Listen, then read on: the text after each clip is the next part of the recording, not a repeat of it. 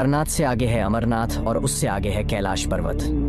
कैलाश पर्वत शिवजी का मुख्य समाधिस्थ होने का स्थान है, तो केदारनाथ विश्राम भवन। हिमालय का कण कण शिव शंकर का स्थान है। शिवलिंग का निर्मित होना समझ में आता है, लेकिन इस पवित्र गुफा में हिम शिवलिंग के साथ ही एक गणेश पीठ व एक पार्वती पीठ भी हिम से प्राकृतिक रूप में निर्मित होता है। पार्वती पीठ ही शक्तिपीठ स्थल है। यहाँ माता सती के कंठ का निपात हुआ था। पार्वती पीठ 51 शक्तिपीठों में से एक है। यहाँ माता के अंग तथा अंग भूषण की पूजा होती है।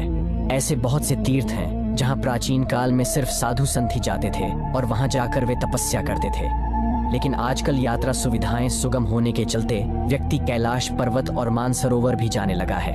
ये वे स्थान हैं जो हिंदुओं के लिए सबसे महत्वपूर्ण हैं। चैनल को सब्सक्राइब करो पहले। हाँ जल्दी करो, मुझे पता है कि आप लोग नहीं करते, वीडियो देखते हो लेकिन सब्सक्राइब नहीं करते। ये लाल कलर का बटन है, इसे दबाओ, जल्दी दबाओ जल्दी। अमरनाथ को अमरनाथ क्यों कहते हैं? इस पवित्र गुफा में भगवान शंकर ने भगवती पार्वती को मोक्ष का मार्ग दिखाया था। इस तत्व ज्ञान को अमर कथा के नाम से जाना जाता है, इसीलिए इस स्थान का नाम अमरनाथ पड़ा। ये कथा भगवती पार्वती तथा भगवान शंकर के बीच हुआ संवाद है। ये उसी तरह है जिस तरह कृष्ण और अर्जुन के बीच संवाद हुआ था। अमरनाथ कथा। सती ने दूसरा जन्म हिमालय राज के यहाँ पार्वती के रूप में लिया।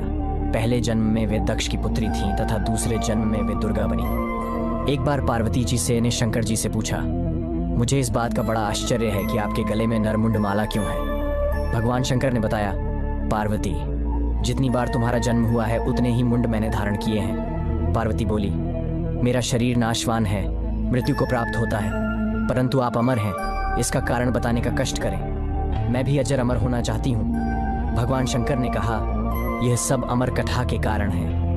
ये सुनकर पार्वती जी ने शिव जी से कथा सुनाने का आग्रह किया। बहुत वर्षों तक भगवान शंकर ने इसे टालने का प्रयास किया, लेकिन जब पार्वती की जिज्ञासा बढ़ गई तब उन्हें लगा कि अब कथा सुना देना चाहिए। अब सवाल यह था कि अमर कथा सुनाते वक्त कोई अन्य जीव इस कथा को न सुने, इसीलिए भगवान शंकर 5 तत्वों पृथ्वी, जल, वायु, आकाश और अग्नि का परित्याग करके इन पर्वतमालाओं में पहुंच गए और अमरनाथ गुफा में भगवती पार्वती जी को अमर कथा सुनाने लगे। अमरनाथ गुफा की ओर जाते हुए वे सर्वप्रथम पहलगाम पहुंचे, जहां उन्होंने अपने नंदी बैल का परित्याग किया। तत्पश्चात चंदनवाड़ी में उन्होंने अपनी जटाकेशों से चंद्रमा को मुक्त किया। शेषनाग नामक झील पर पहुंचकर उन्होंने अपने गले से सर्पों को भी उतार दिया। प्रिय पुत्र श्री गणेश जी को भी उन्होंने महागुणस पर्वत पर छोड़ देने का निश्चय किया। फिर पंचतरणी पहुंचकर शिव जी ने 5 तत्वों का परित्याग किया।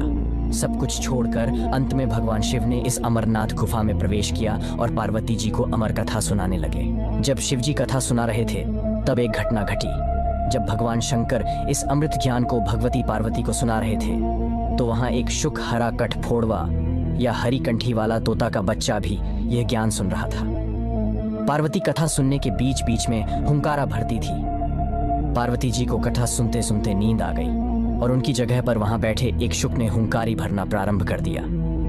जब भगवान शिव को यह बात झांत हुई तब वे शुक को मारने के लिए दौड़े और उसके पीछे अपना त्रिशूल छोड़ा। शुक जान बचाने के लिए तीनों लोकों में भागता रहा।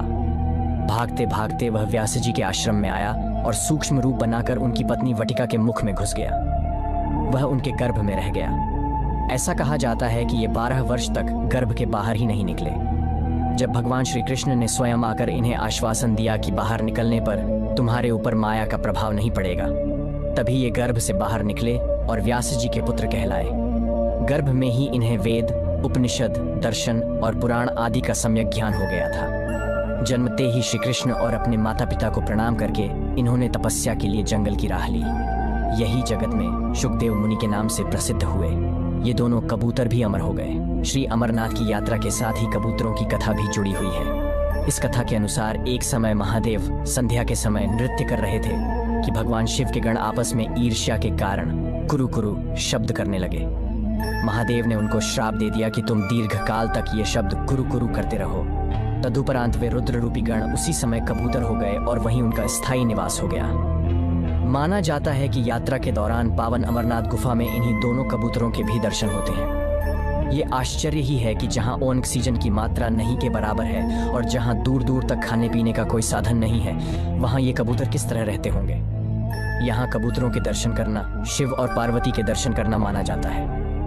पार्वती जी भगवान सदाशिव से कहती हैं, प्रभु, मैं अमरेश महादेव की कथा सुनना चाहती हूँ। मैं यह भी जानना चाहती हूँ कि महादेव गुफा में स्थित होकर अमरेश क्यों और कैसे कहलाए। सदाशिव भोलेनाथ बोले, देवी, आदिकाल में ब्रह्मा, प्रकृति, स्थावर पर्वत आदि जंगल, मनुष्य संसार की उत्पत्ति हुई।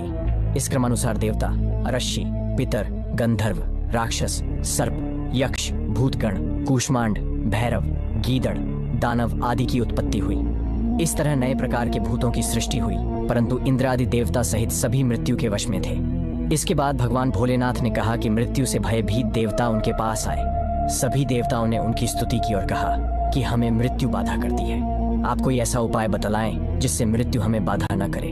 मैं आप लोगों की मृत्यु के भय से रक्षा करूंगा।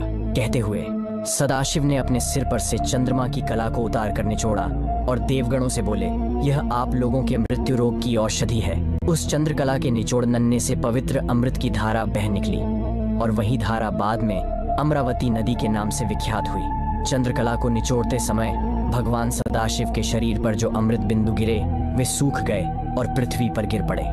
पावन गुफा में जो भस्म है वे इसी अमृत बिंदु के कण हैं जो पृथ्वी पर गिरे थे। सदाशिव भगवान देवताओं पर प्रेम न्योछावर करते समय स्वयं द्रवीभूत हो गए।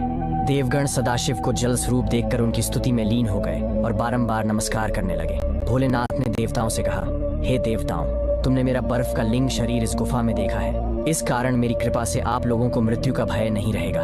अब तुम यहीं पर अमर होकर शिव रूप को प्राप्त हो जाओ। आज से मेरा यह अनादि लिंग शरीर तीनों लोकों में अमरेश के नाम से विख्यात होगा। देवताओं को ऐसा वर देकर सदाशिव उस दिन से लीन होकर गुफा में रहने लगे। भगवान सदाशिव ने अमृत रूप सोमकला को